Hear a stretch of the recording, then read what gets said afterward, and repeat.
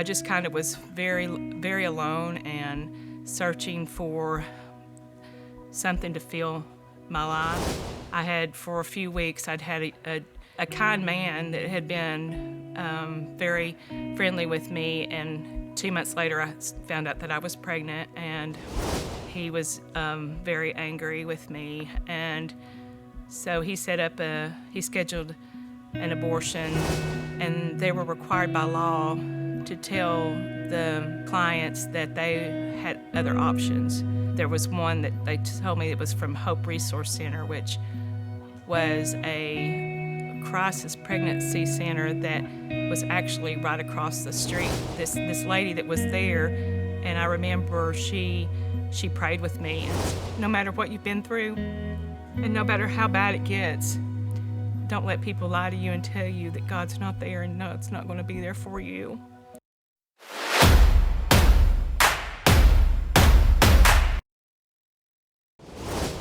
Hi there, my name's Karen Knapp. I live in Knoxville, Tennessee. I was born in Tampa, Florida, and growing up, my dad worked for the government, so we moved a lot. Knoxville's been my home for most of my life. Grew up in elementary school in Knoxville, but moved to Nashville and then moved to Morristown for middle school and high school. And I went for my first year of college at Walter State, but things were just really rough for me after 14 when I was sexually assaulted by a neighborhood person, a neighbor that we weren't acquainted with. But it was a very bad situation for me because when I finally told my parents about it, it was hard because they didn't really support me in the situation. So I hate to say it kind of put me on a path for being promiscuous. I lived kind of a double life. My dad was very involved in church. We were at church, Sunday morning, Sunday night, Wednesday. Every time the doors opened, my dad was part of helping establish a church in Upper East Tennessee. But anyway, it was rough because I had to be perfect with being the perfect daughter, but also I had this secret life that no one knew about.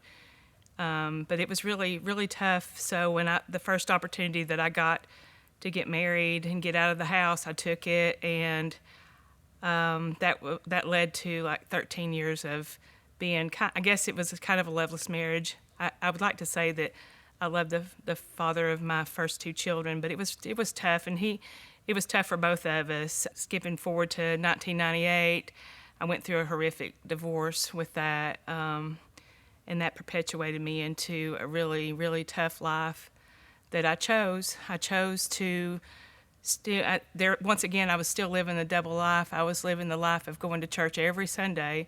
When I had my children with me, we went to church. I was very active in church. I sang in the choir, I sang special music, but I still would do partying every night because I found that I loved to sing. That was a gift that God had blessed me with, but I didn't do well with stewarding that gift. I started going on a karaoke circuit. And I know it seems kind of funny and kind of like a joke when you say karaoke, but it was serious. I mean, it was a money-making type of opportunity. If you were fortunate enough to win a competition, you could win a few $100s or $1,000. So it was something I was striving for, but I also didn't understand that nightlife, what it ended up bringing into my life. And I had never been much of a drinker. I'd never been much of a partier. I was a rule follower when it came to laws. I didn't drink before 21. I didn't smoke, before 18. But here I was, 35, alone in a city, by no friends, and my sister lived here, but we didn't do things regularly. I was ashamed of my life, so I kind of just avoided my family. My mom and dad lived in Florida at this time, so they moved back to Cleveland, Tennessee, but then moved back to Florida when I went through the divorce. So that was rough. I was separated from my kids.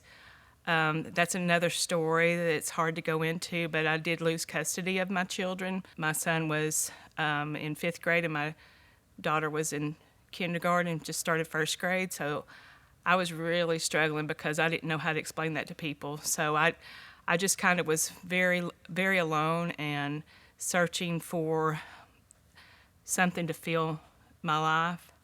And I got real involved in the karaoke thing, and it was one of the nightclubs in town. It doesn't exist anymore, but back in the 2000, I got real involved with being there pretty much every night. We had one competition that led to building up for just getting good practice in for the finals and stuff. So I made it into the finals, and I had, for a few weeks, I'd had a kind man that had been very friendly with me, and it was always kind of flattering because he would pay the karaoke disc jockey guy to put me in front of the line. It always made me feel special.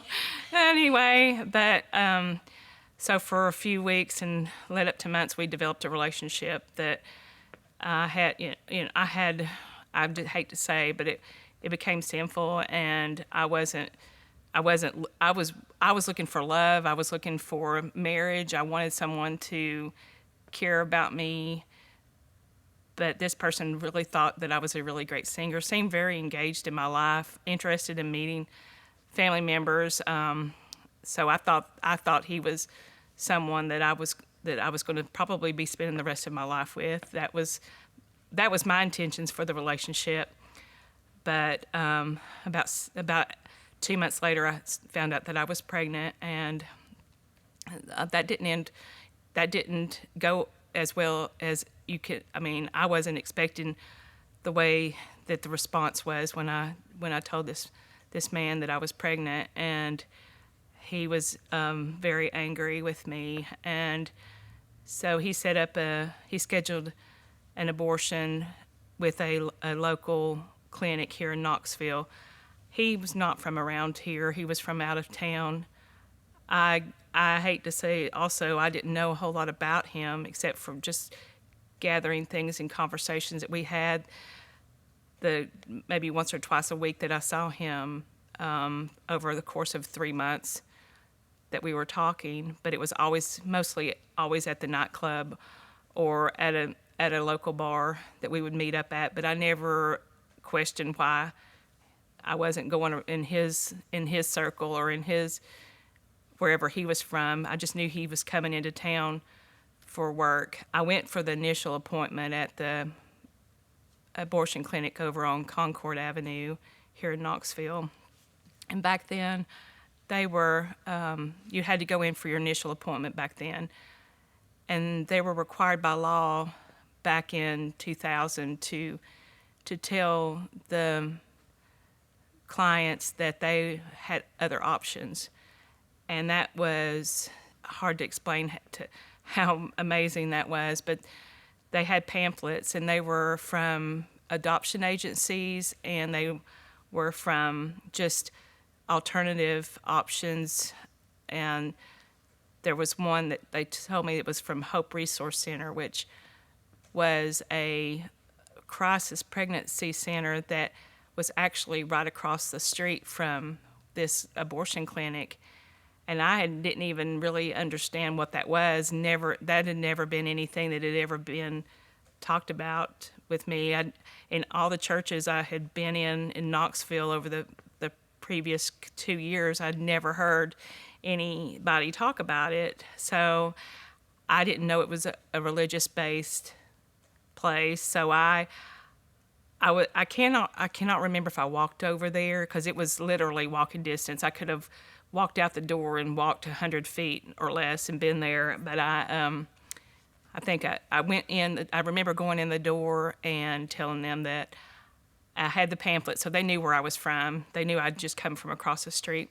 Immediately, they set me up with a counselor, and I went in, sat down with her, and they did another pregnancy test to confirm that I was pregnant. And I was able to, this lady that was there, her name was Barb, and I remember she prayed with me. And see, I was already a very religious person. I had been, basically, my dad by this time had gone through preaching school were in our denomination, and he was preaching now. He was filling in around the area for other preachers when they went on vacation. So I was a preacher's kid that was pregnant and not married. So I was a double abomination.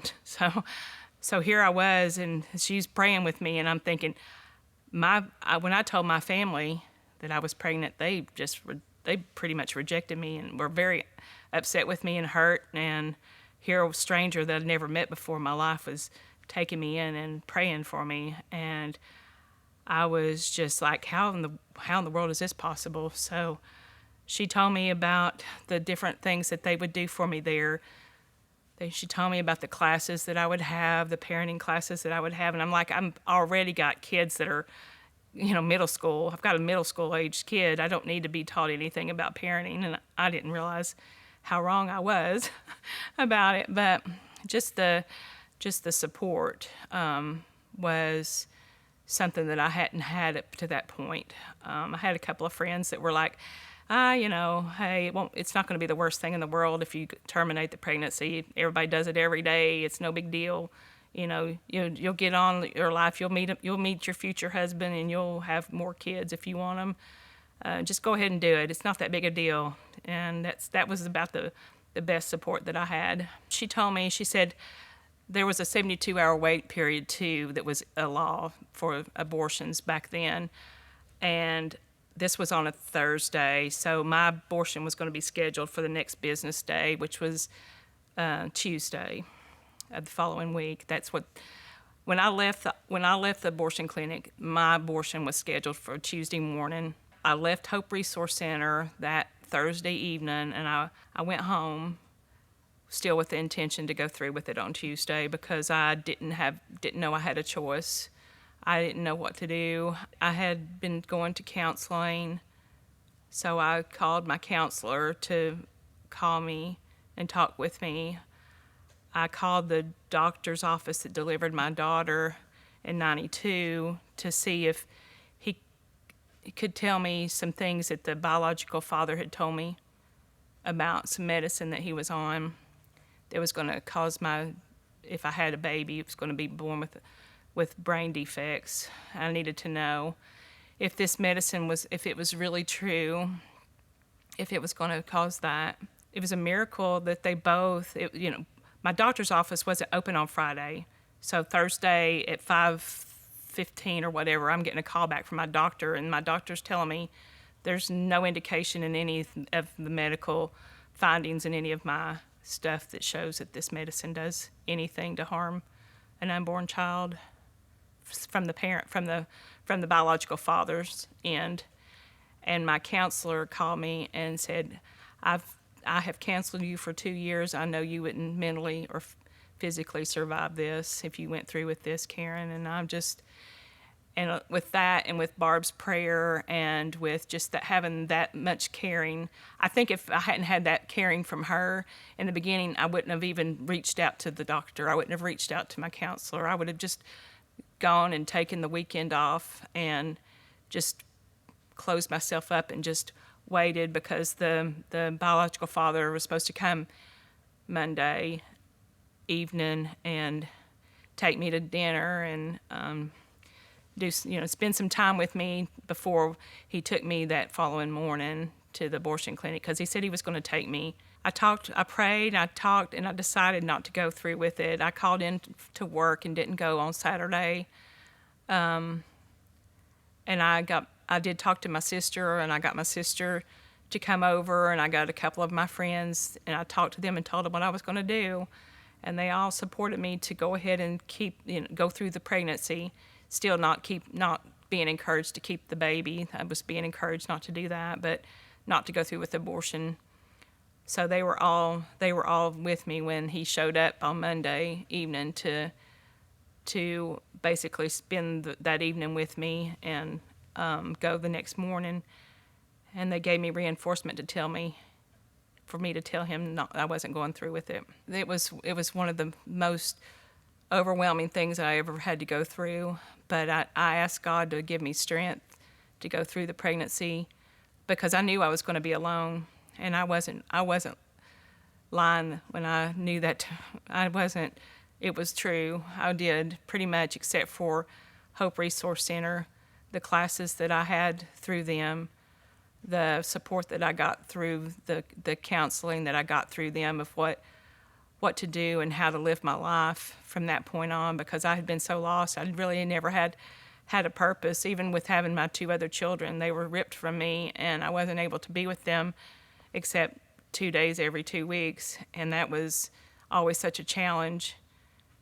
But here I had a precious life growing inside of me that I had to really focus on taking care of, and I still had some hope that the biological father would wake up and realize what he had done and how he was acting. But I saw him one more time before he disappeared, and I didn't hear from him or get any response to any of my messages from that point on, and it was basically telling me not to ever try to find him.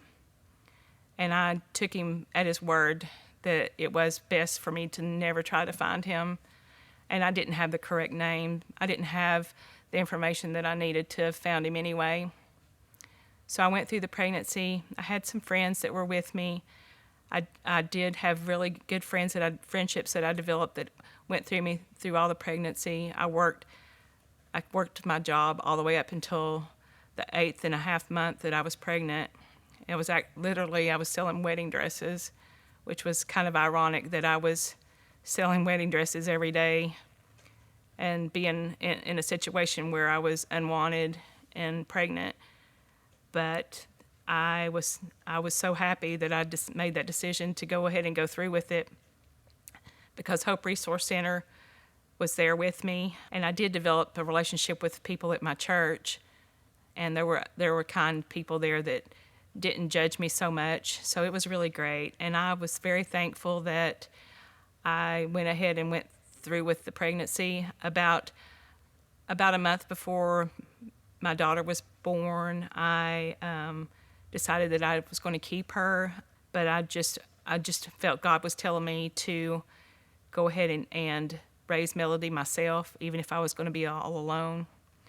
And I was blessed with a healthy, beautiful baby daughter, and I named her Melody Grace. And there was a verse in the Bible that talked about the melody of my heart and how God's grace was there, and that's where I chose her name. And there was just so many things I can't even tell you. I lost my job. I lost my car because I couldn't afford. After I lost my job, I was evicted from my apartment. I worked for myself from that point on. I never worked for anybody else, a full-time job. From that point on, I kept working for myself. God provided for me. I moved into an apartment, and pretty much the rest is history. I started developing a successful graphics business. Then when Melody was 4 years old, I met a kind man from Illinois. His name's David, and he pretty much gave up everything to move here and to marry me in 2006. And he took Melody in like his own child, his own daughter. He raised her. But there's so many wonderful things that are happening. I'm so thankful because Melody is now 22 years old. She graduated from the University of Tennessee this May, and I couldn't be more grateful for God for giving me the strength and the courage. And I just want people to know that no matter what you've been through, and no matter how bad it gets, don't let people lie to you and tell you that God's not there and no, it's not going to be there for you. You know, I've fought really hard the last 22 years for the overturning of Roe versus Wade. I've fought for life. I've fought for the rights of the child to be born, even if you don't want the child, please. I've fought for that. And now I'm hearing so many people use the lie that you can't do it because you can't afford to do it. You can't afford. And I just have to come and say it is not true. I was the most broke person broken spiritually, broken physically, broken financially than there ever could have been at that moment. And God reached down and he took a hold of me and my child.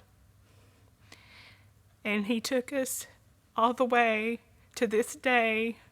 And it has kept me knowing that God will not, he's not finished with me, and he won't let me go until he's finished. He will keep me, and he will keep my children safe. And I just want people to know that you have a choice. You can make a choice whether to live right or to follow the worldly desires. And I chose to follow worldly desires because I thought that's what would fill me. And that's not what ended up. And God had a plan for me because there was no other thing that could have been. Because I shouldn't be here today. I should not be here today with all the stuff I was doing. I've seen horrible things. I've experienced horrible things, but I can't go into detail. And I just know that there are women out there today, even in your church, that are suffering. You just have to be open to look and be willing to accept that you can make a difference by your kindness and your acceptance and your love, and you don't have to turn people away just because you don't agree with something that they might do. They're working. If they're at church, if they're in a pew, or they're in the doors of the church, they're wanting help and they're screaming for help. So don't ever judge somebody just because you think that they're not the right person for you to be friends with. That's probably the exact person God wants you to talk to. But I just thank you so much for your time, and just want you to know that God is there for you. And if you're struggling today, just ask for forgiveness, because he will never deny you, and he will forgive you, and he loves you. Thank you. I had my sister and I had a roommate. She lived there in one of. She was helping me with rent, and so I had my roommate, my sister, and a friend from work that were there. We were waiting. So he showed up, and when he came, I can visualize him walking in the hall into the living room. We're all sitting there, and all I can remember is, hey, what's going on? And it was mainly, I'm not going to go through with it. I'm not going to go through with abortion. And I can just remember him getting angry. It was like, there was like a wall on either side, and it was kind of like, did this to the wall. And I can remember I had a photograph of an eagle painting or something. It was a print, and it fell, and the glass broke. I mean, it was kind of dramatic, but I'm pretty sure he just turned around and walked out. I can't remember. All I know is I didn't hear from him anymore it was like a couple of weeks, and then he calls out of the blue and asked me to meet him at Arby's, which was about 2 blocks up from my apartment. And I thought, oh, well, great. He's going to, he's had a change of heart. Maybe he's softened up, and we'll talk about some things. And it wasn't anything like that. It was kind of like, don't try to find me. You don't want to, because I know you've lost your 2 other children. You'll lose this one. So just don't, you're not going to, just don't. And I already knew, he knew. I had shared everything with him about everything that was going on in my life. So he knew that I knew how easy it was to get a child without even really having a voice in court, because I couldn't afford an attorney. I couldn't afford anything. So I knew if he used my lifestyle that he had obviously had evidence of what I had been doing the previous year, then it was not going to be hard for him to take that child. So I believed him, and I just didn't attempt. I didn't put a name on the birth certificate. I didn't accept any. I think I got food stamps and WIC, but I didn't go after any other welfare. No rent assistance, no utility assistance, nothing. I didn't get anything. Yeah, my mom and dad, well, I don't know how much I tell, because, my mom and dad, they did the best they could with what they felt and their convictions. And I really have to be careful about what I say, but my mom and dad came and picked me up at the hospital. I had a C-section. They brought my 2 other children from their dads to see Melody at the hospital. They brought me home, but as it always was when Michael and Marley had to leave me to go back to their dads, they would cry. It was hard. It was so hard, and it was especially hard this time. And my mom got really upset, and she's basically, it was like, well, this is all your fault that this family's all tore apart. And I just basically told them I could not emotionally deal with their condemnation right now. I'm just home with a brand new baby after major surgery, and I would appreciate it if they would just leave. And they left, and they left me alone by myself on a 2-story apartment with no support, and went back to Florida and didn't come back. And it was about 3 months before I saw them again, but they came around as Melody grew, and Melody wasn't a demon child, and Melody was well, and Melody was healthy. Everybody was amazed how precious she was. They took up with her, and she became like the apple of my father's eye. And they moved back to Knoxville when she was about 2.5 years old. They moved back to Knoxville, and she got to have another 1.5 years with my dad before he passed away in 2005. And my mom loved her, adored her, did so much for her up until she got dementia real bad. And it was kind of, I guess, from 2015, 16, she kind of stopped remembering Melody. She just saw her as still the little girl, and Melody was growing in high school, but Mom passed away in 2021. So it's been tough, but they did come around to love Melody, and they accepted me, and and my mom loved my husband David. So it ended good. It ended good, and there was reconciliation. So it did end well. I know now what God's love is, and I've experienced it, and I have felt it, and I've had the encounter that can't be explained other than just the blessings of the Lord just taking me and giving me grace.